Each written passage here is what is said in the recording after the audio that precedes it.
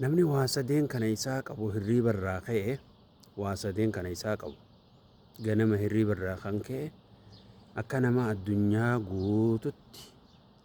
tana guututti harka galfateeti. Assalaamu alaykum wa rahmatullahi wa barakaatuh. Obboleen kee qaqqaali akkuma rasuulli sallallahu alayhi wasallam namni isinirraa bariisifate mana isaa keessatti mana keessa rafu keessatti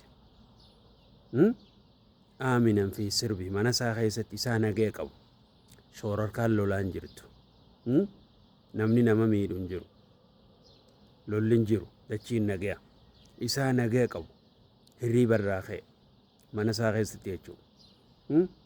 Hawanni gubbarraa iyya xiyyitiin mana nama seentu hin jirtu gabbaatu namni nama dha'u hin jiru nagee qaba jechuudha.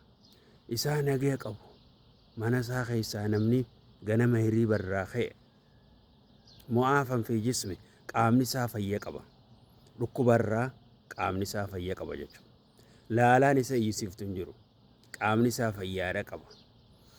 Wanni wa'indahu quutu yoomi wanni guyyaa san nyaatus ni qaba waan guyyaa san nyaatu.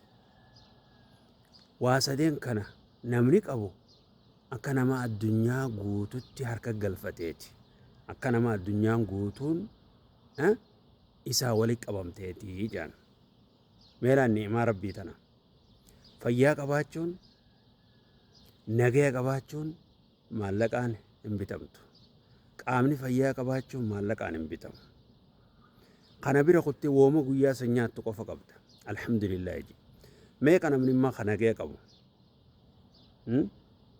nagaya qaba shoorarkaan biyya keessa hin jirtu biitti nagaya qabdi gabbeheeti bakka fedhe dhaqee deebi'a mana isaa keessa gachiisee rafa ulaa namni irratti himu namni isa ceenqu hin jiru dubartii taatus ta'isii gudeetu humnaan hin jiru dachiin nagaya jechuudha.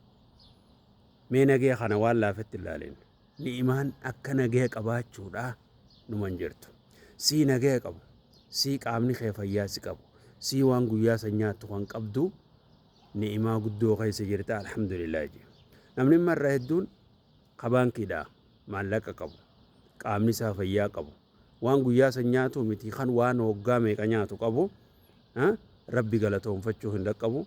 Fayyaa rabbiin isaaf kanne badiin dalagaa qabeenya rabbiin isaaf kanne badiin dalagaa nagaya rabbiin isaaf kanne badiin dalagaa warra sanirraa rabbiin hin godhin warra rabbi galatoonfatu rabbiin haa godhu. Nagaya qabaachuun qaamni kee fayyaa si qabaachuun waan guyyaa san nyaattu qabaachuun kannaa guddoodha. Alhamdulillah jechuudha qabna yeroo hundaa'u. Rabbiin nagaya nuuf haa dabalu biyya teenyallee nagaya rabbi haa godhu biyya islaamaa hundallee rabbi nagaya haa godhu shoorarkaallee rabbi nurraa haa qabu fayyaa qaamaatiinillee rabbi nu haa qananiisu qabeenya guddaanillee rabbi nu haa qananiisu beekumsaa fi imaanaanillee rabbi nu haa qananiisu rabbi nuus haa qaceelchu nuufillee rabbi haa qaceelchu walumaanuu rabbi nu haa milkeessu. آمين وصلى الله وسلم على نبينا محمد وعلى آله وصحبه أجمعين.